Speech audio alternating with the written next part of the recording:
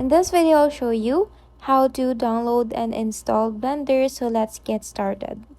First off, you just have to open up any browser and just go to blender.org/download/ and it will direct you to this page, the freedom to create, and just hit on download Blender 3.6.2 LTS. Once you finish downloading the app, you can open this folder and it will show you, or this pop-up will show you, click next and accept this license term.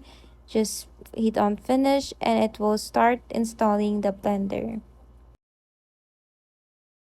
Once it's done, open the Blender app and this will start opening the app, and this is the initial setup to your Blender. You can just set up the information to whatever you want, and that's basically it, guys. I hope you found this video useful. Thank you so much for watching. Bye.